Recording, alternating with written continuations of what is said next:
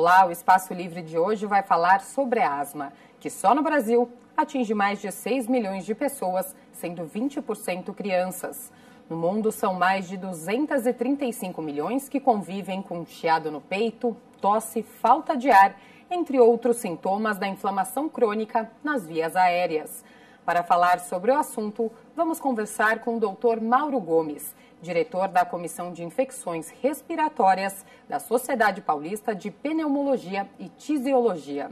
Doutor, para começar, é interessante a gente saber, quais são os primeiros sinais de alerta da asma.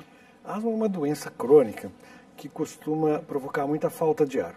Então, a pessoa que tem asma tem crises de falta de ar, essas crises têm tosse seca, tem chiado no peito, e ela costuma acontecer quando ela se expõe a alguma coisa irritante, como uma poeira, pó, mudança de temperatura, até mesmo os fatores emocionais podem levar a isso. Então, é uma doença que normalmente começa quando criança ou adolescente e pode se prolongar por toda a vida adulta. Então, existe algum caso, por exemplo, que a pessoa tem asma, mas ela tem uma asma leve e que essa asma ela não tem crise durante a infância, a adolescência e ela pode se desenvolver, se tornar crônica na vida adulta já? Sim, porque existem vários graus de asma. Existem os quadros mais leves, onde a pessoa pode quase não ter sintomas ou só um cansaço quando faz um esforço maior. Andar de bicicleta, subir uma escada, uma ladeira. Não chega a ter falta de ar. Não chega a ter aquela falta de ar, aquela crise. E existem os quadros mais graves, onde a pessoa tem crise repetida, pode inclusive acordar à noite por causa de falta de ar. Então pode haver essas diferenças e pode ser que uma pessoa tenha uma asma leve quando mais jovem e com o passar do tempo, por exposição a vários fatores, pode se tornar mais grave.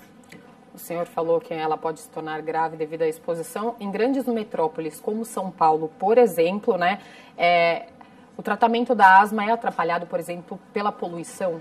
Existem pessoas que quando se mudam para São Paulo, a gente vê isso com alguma frequência. Muitas vezes mora no interior e não tem os sintomas. E quando vem para São Paulo, por conta do ar mais frio, seco ou da poluição, pode desencadear a crise. Agora é importante lembrar que o que importa muito na asma não é só a poluição ambiental, é a poluição de dentro de casa. Às vezes a pessoa muda para a praia para pegar um ar mais puro e achando que assim vai se proteger da asma, vai melhorar a asma, mas vai morar numa casa que tem umidade, que tem mofo, que tem bolor, que são coisas que vão agredir as vias aéreas e vão provocar crise. Então, tão importante quanto o meio externo, que isso a gente quase não consegue modificar no nosso dia a dia, mas se a gente cuidar do meio interno, dentro da casa, a melhora é bastante grande. Quais são os cuidados, então, que a população deve ter dentro de casa, Dentro de casa é importante manter os ambientes sempre arejados, evitar carpete, tapete, porque é onde se acumula o ácaro. E o ácaro é um carrapatinho que vive nesses ambientes e que é o principal desencadeador de crises alérgicas, especialmente de asma. Evitar passar vassoura, que sobe muita poeira, preferência para limpar com pano úmido, o chão, os móveis. Cigarro dentro de casa é uma coisa muito importante, porque as pessoas que têm asma e convivem com uma pessoa que fuma dentro de casa, essa fumaça vai agredir os brônquios, vai provocar crise. Muitas vezes o animal de estimação pode ser a causa de desencadeamento de crises de asma. Então existe uma série de fatores que só uma avaliação individual das pessoas, ou a própria pessoa que tem, sabe identificar o que é que ela está mexendo que pode provocar a crise. Por exemplo, bichinho de pelúcia, cortina e até cobertor também. Isso também, bichinho de pelúcia, cortina. Tem uma coisa importante que muita gente desconhece, que é travesseiro de pena. Travesseiro de pena de ganso é um elemento que provoca muitas reações alérgicas nas vias respiratórias. Então, quem tem asma pode ter crise, ele pode levar a uma doença chamada pneumonia por hipersensibilidade, que leva a uma destruição do pulmão, uma fibrose pulmonar. Então, até por ser ecologicamente incorreto, também, do ponto de vista fisiológico ou de respiratório, a gente deve evitar esse tipo de travesseiro. Doutora, a asma é uma doença crônica, Atualmente, quais são os tratamentos disponíveis? Olha, a asma é interessante que existem dois tipos de tratamento. Existe o tratamento da crise, que faz com que a pessoa saia da emergência alivia a falta de ar daquela maneira aguda que ela está se apresentando. Esse é o tratamento da crise. E existe o tratamento de manutenção, onde a pessoa precisa usar a medicação diariamente para reduzir a inflamação que ela tem nos brônquios. Os brônquios são os canais que levam o ar, né, que a gente respira pelo nariz, ele desce pela traqueia e os brônquios levam o ar para dentro dos pulmões. Então, quando existe asma, eles ficam inflamados. Essa inflamação, o que é que acontece? Os brônquios ficam inchados e isso dificulta a passagem do ar pelos brônquios. Isso que dá o cansaço, o chiado e a falta de ar. Então, a gente precisa atuar cronicamente para tirar esse inchaço dos brônquios. E isso é com medicamentos que a gente inala, eles vão agir ali naquela região e a longo prazo vão desinflamar os brônquios e vão permitir com que o ar circule mais livremente e a pessoa não tenha falta de ar. Então o tratamento da asma não é só o tratamento da crise. O tratamento da crise alivia aquele momento agudo, mas é importantíssimo a pessoa manter um tratamento regular ao longo de todo o ano para tirar essa inflamação. Isso tira a sensibilidade dos brônquios, ele deixa de ter as crises. As conhecidas bombinhas, elas são usadas só no momento da crise? Não. Existem diversos tipos de bombinhas, né? Na verdade, são dispositivos que a gente joga o remédio lá dentro do pulmão e existem alguns... As bombinhas que a gente chama, entre aspas, são os sprays, que podem ter medicamentos que agem na fase aguda e tem sprays que agem na fase crônica. Existem remédios à base de pó, onde a pessoa vai inalar um pó, também tem medicamentos que atuam agudamente e cronicamente. Existem alguns tipos de névoa, existem aqueles nebulizadores, que são aqueles famosos inaladores que as pessoas têm em casa. Então, na verdade, a bombinha é um termo genérico, mas o que importa é o remédio que está dentro dela. Então, vão ter medicamentos que vão ser utilizados na hora da crise e medicamentos que vão ser utilizados de maneira crônica. Por isso que é importante tirar um pouquinho desse mito da bombinha, porque nem sempre uma bombinha que fez bem para uma pessoa é que vai fazer bem para outra, porque cada doença tem uma gravidade diferente e cada medicamento que estão dentro dessas bombinhas são diferentes. Então é importante fazer a avaliação, saber que grau que está a sua asma, saber se ele precisa usar um medicamento regular crônico, se é o momento de tratar a fase aguda. Então, e bombinha, eu acho que é importante, não sei se você ia perguntar, mas eu já estou adiantando, não faz mal para o coração, que isso é um mito que acontece. Os remédios de 60, 70 anos atrás realmente eram maléficos, prejudiciais ao coração. Mas os remédios de hoje foram muito modificados, são muito seguros, muito eficazes e não trazem prejuízos ao coração. Doutor, e o inverno, ele é um vilão para quem tem asma? É um vilão para quem tem asma não tratada. A pessoa que mantém o seu tratamento regular, cujos brônquios não estão inflamados, ela vai passar um inverno muito mais tranquilo, ou até mesmo sem crise nenhuma, do que a pessoa que está sem tratamento. Então, agora, o inverno, com o tempo mais frio, o ar está mais seco, está mais poluído, porque chove menos, a concentração de poluição é maior, principalmente na nossa cidade aqui de São Paulo. Então, isso são fatores irritantes. Em quem tem brônquio inflamado, vai desencadear crise, vai ter as crises. E a alimentação também, ela pode influenciar? A alimentação, especificamente, é muito raro alguém ter uma alergia a algum alimento que pode provocar crise. O que acontece algumas vezes é que algumas pessoas têm refluxo, né? E o refluxo pode estar relacionado com a asma. Então, algumas pessoas precisam também tratar o refluxo, porque pode ser um fator desencadeante de crises de asma. Doutora, e a rinite, ela pode virar asma? A rinite, que é a inflamação do nariz, é a mesma inflamação alérgica que está acontecendo nos brônquios. Então, geralmente, quem tem asma, pelo menos 80% de quem tem asma tem rinite junto. E se não tratar a rinite junto, a rinite pode ser um fator que vai desencadear as crises de asma. Então, quem tem asma e rinite precisa tratar as duas coisas juntas. E quais são as complicações causadas pela doença? As complicações causadas pela asma são principalmente a perda da função pulmonar. Então, a pessoa que vai mantendo uma asma sem controle durante muito tempo, passa a vida sem tratar. Essa inflamação, ela vai como que enrijecendo esses brônquios, eles vão perdendo o seu calibre normal, o seu diâmetro natural, e ela vai ficando com uma limitação crônica da passagem do ar. Então ela fica com uma falta de ar persistente. Aí ela não vai adiantar usar as bombinhas, seja uma, seja outra, porque não vai ter mais reversibilidade. Então é importante na asma, quanto mais precoce se iniciar o tratamento, e esse tratamento de desinflamação nos brônquios para se evitar essa perda a longo prazo. E o que é importante, morre no Brasil, em média, 3 pessoas por dia por crise de asma. Isso significa que as pessoas não estão levando a sério a doença e não estão fazendo tratamento. É um índice alto, né? É um índice alto. Se a gente for ver 3 pessoas por dia, é um número que não é desprezível. Então, isso significa que as pessoas não estão dando a devida importância. Existem estudos, tem um estudo de um colega nosso da Universidade Federal de São Paulo, que demonstrou que 91% das pessoas no Brasil que têm asma não estão com a doença sob controle. Só 9% dos brasileiros que têm asma estão mantendo o controle da doença. Isso eleva exatamente o risco da pessoa morrer por uma crise. O que acontece é que o asmático, muitas vezes, ele não se enxerga como um doente crônico. Ele acha que é só aquela crise, tratei a crise, estou livre, não vai voltar nunca mais. Ou ela vem depois de um tempo, ele trata novamente a crise, agora não tenho mais. Quando, na verdade, essa sucessão de crises indica que a doença está se agravando. Então é importante manter o tratamento regular para se prevenir as crises, se previne a perda da função pulmonar e se previne, exatamente, se elimina o risco de morrer pela doença. Se a pessoa tratar, tem uma vida normal, está cheio de campeão olímpico aí que tem asma, faz o tratamento e ganha medalha de ouro. Quer dizer, a asma não é um fator limitante na vida das pessoas, ela pode fazer de tudo, desde que mantenha o tratamento regular. Pode praticar atividades esportivas desde que tenha um tratamento contínuo, não pare nunca. Exatamente, né?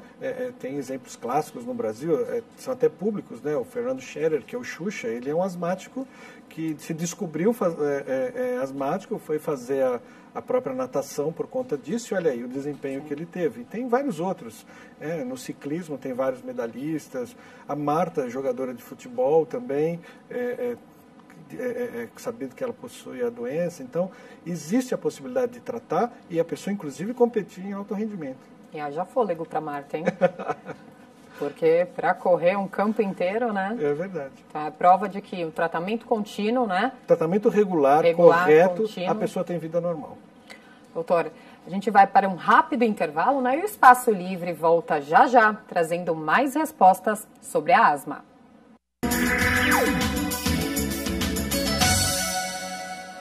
Estamos de volta com o Espaço Livre, hoje falando sobre a asma. Comigo, o doutor Mauro Gomes, diretor da Comissão de Infecções Respiratórias da Sociedade Paulista de Pneumologia e Tisiologia. Doutor, existe, na verdade, uma grande dúvida da população, que a população acaba se confundindo. A gente tem a asma, que o senhor está falando, e a bronquite, e a população acha que é tudo a mesma coisa, e não é. Isso é importante, porque parece até que existe um estigma sobre o nome asma, né? Quando se comenta com a mãe de alguém ou com alguém, não, você tem asma. Não, eu tenho uma bronquite, sempre tive bronquite desde a infância. Essa doença que se desenvolve desde a infância, de causa alérgica, que vem em crises, ela é asma desde criança até a fase adulta. Bronquite é uma outra doença, é um outro tipo de inflamação que dá nos brônquios, que geralmente vem depois dos 40 anos de idade, que é causado pelo cigarro. Essa é a bronquite crônica, que ela vem junto com o enfisema no pulmão. O enfisema é destruição das células do pulmão, eles ficam com bolhas e o pulmão perde a capacidade de captar oxigênio. Então, bronquite crônica com enfisema tem um nome que a gente dá, que é DPOC. Algumas pessoas talvez já pudessem ter ouvido falar nesse nome, que é doença pulmonar obstrutiva crônica. Então, a bronquite crônica é uma doença ligada com o cigarro. Essa daí realmente é irreversível, progressiva, cada vez mais vai limitando as pessoas. Os tratamentos aliviam, mas ela não tem um retorno à normalidade como a quem tem asma. Então, existem essas diferenças, é importante a pessoa saber exatamente o que ela tem. Que essas crises alérgicas de fechamento dos brônquios, isso daí se chama asma. E as pessoas, elas acabam tratando da forma errada também por confundir as doenças? Não digo que elas tratem de forma errada, né? Mas assim, o não valorizar a doença como crônica e a necessidade do tratamento regular faz com que a gente tenha as mortes por asma e essas perdas de função pulmonar ao longo do tempo. Então, é importante saber a natureza e a necessidade do tratamento crônico, porque apesar das doenças serem parecidas, os sintomas serem parecidos, os tratamentos são diferentes. A gente falou bastante dos esportistas. A boa forma física, ela é uma grande aliada, então, da asma? A atividade física para quem tem asma é importante, porque aumenta o condicionamento físico. O que acontece é que algumas pessoas não têm condição de fazer atividade física porque não estão com a asma tratada. Então é comum algumas vezes chegar as pessoas no consultório, seja uma mãe ou seja o próprio adolescente, querendo um atestado para não ir na aula de educação física porque ele tem asma. Quando na verdade ele precisa tratar asma e fazer atividade física, porque isso vai dar um condicionamento físico melhor, vai reduzir inclusive a intensidade das crises que ele vai ter, a frequência das crises que ele pode ter. Então é fundamental a atividade física, mas ela tem que estar controlada, sem cansaço, sem falta de ar, senão não vai aguentar fazer o exercício. E como que é uma crise na asma? Uma crise é uma situação aguda, muitas vezes acaba sendo assim angustiante para a pessoa, porque ela começa a ter falta de ar, tenta respirar e não consegue, né? E o ar começa a ficar aprisionado dentro do pulmão, ela não consegue pôr nem para dentro nem para fora, tem aquele chiado, e se não dilatar aqueles brônquios de maneira aguda, com esses remédios de ação rápida que a gente falou, ela pode inclusive vir a morrer. Então, por isso que é importante ela valorizar os seus sintomas, valorizar mesmo esses quadros mais leves e fazer o tratamento, porque uma crise dessa pode eventualmente ser fatal. Depois de um certo tempo, quem tem asma consegue identificar, né, os gatilhos de uma crise? Sim, sim. Geralmente quem tem asma e percebe bem, ele consegue perceber esses gatilhos. É importante essa palavra gatilho, porque é exatamente assim. Tem um clique que a pessoa sabe que ela entrou em contato com um determinado ambiente, ela começa a ter a tosse, começa a ter a falta de ar, o chiado. A gente chama com esse nome mesmo, gatilho. O contato, ela consegue perceber quais os ambientes que ela sabe onde ela pode passar mal. A gente já falou um pouco, mas o estresse, ele pode gerar ansiedade. A gente vive, né, num mundo que todo mundo está correndo. Isso pode gerar um gatilho para uma crise de asma? Tem os dois lados. É muito difícil alguém que está com falta de ar não ficar ansioso. Sim. A pessoa que está com falta de ar, com asma, que não está cuidando, está com falta, cansada, ela fica ansiosa, fica angustiada. Agora, existe o outro lado.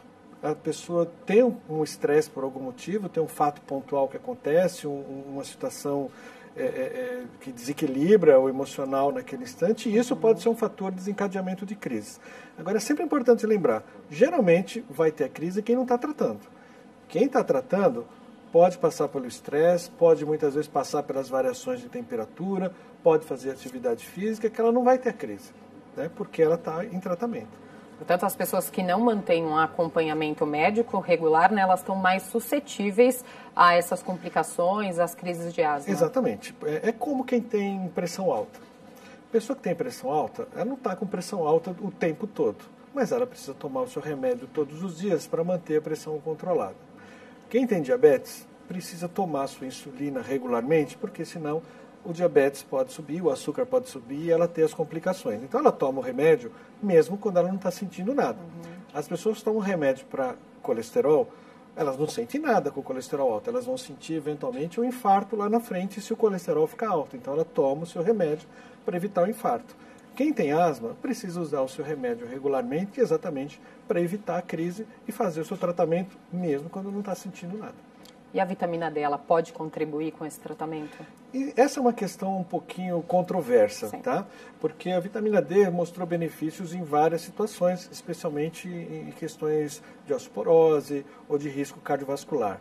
A suplementação de vitamina D, seja na asma, no enfisema, ainda não mostrou trazer os benefícios. E no caso da pessoa que tem insuficiência de vitamina D, pode agravar as crises de asma? Não, a insuficiência de vitamina D vai levar a outras complicações, principalmente relacionadas à osteoporose, mas com relação à asma, isso ainda não está diretamente relacionado. Existem fases, né, que a asma ela fica assintomática. Explica um pouco essas oscilações. A asma é uma doença que normalmente evolui com essas oscilações e com essas crises, né? Então, a pessoa que tem asma pode passar por períodos onde ela não sente nada. E, eventualmente, um gatilho, como nós falamos, vai desencadear a crise. Então, existem essas fases de poucos sintomas, especialmente quem tem asma leve. Quem tem cansaço quando sobe a escada, quem tem cansaço quando corre, quando faz uma atividade física mais intensa e tem o cansaço, essa pessoa pode ter uma asma leve que não está tratando e depois no seu dia a dia, sem os esforços, ela pode não ter nenhum sintoma. Então é importante ser avaliado, saber qual o grau. A gente trata a asma em alguns degraus. Existe o grau mais leve, em que a pessoa não precisa tomar esse remédio regularmente, só vai tratar essas crises pontuais, desde que isso seja muito espaçado. Agora, existem os graus onde se usa um medicamento contínuo, existem outros graus onde se associam remédios, até graus mais graves, onde a gente tem que usar medicamento injetável quinzenalmente ou mensalmente. Então, vai variar muito do grau de gravidade que a pessoa apresenta. São quantos graus? A gente tem 5, a gente chama steps, né? 5 degraus de tratamento. O grau 1 seria o mais leve. O mais leve, isso. Que a pessoa, muitas vezes, não precisa do remédio diário crônico, como os graus onde ela já tem mais sintomas. Existe a possibilidade da doença desaparecer com a idade? Olha, essa é uma questão também é bastante controversa, que é difícil as pessoas entenderem, porque quem tem asma a vida inteira. Ela pode ter um grau leve, onde ela não vai se manifestar, e se ela não entrar em contato com gatilhos, vai passar a vida inteira sem ter crise. É muito comum a gente ouvir isso em consultório. Eu tive asma quando era criança, depois dos 15, 18 anos, nunca mais tive asma. E por algum motivo pega uma gripe e começa a chiar. Pega uma virada de tempo, tem uma gripe que é prolongada, leva 15, 20 dias para passar uma gripe, às vezes até 1 ou 2 meses, e entende que isso é normal, que a gripe é assim mesmo. Não é. Muito provavelmente os brônquios estão inflamados, como ela não tem uma asma grave, não se manifesta classicamente com aquela crise angustiante, mas essas gripes que se prolongam muito e quem tem alergia, por exemplo, pode ser asma. E quem se identifica com sintomas, né, o que deve fazer? Primeiro, deve fazer uma avaliação e saber realmente se tem asma. Existe um exame que a gente faz, que é o exame de espirometria, algumas pessoas já devem ter feito, que podem estar assistindo, que é conhecido também como teste do sopro. Ela vai soprar num canudo, que vai estar ligado num computador, e nós vamos medir o fluxo de ar que está entrando e está saindo dos pulmões pelos brônquios. E com isso a gente consegue saber se os brônquios dela estão mais fechados ou estão mais abertos, havendo essa variação do ar que está entrando e saindo.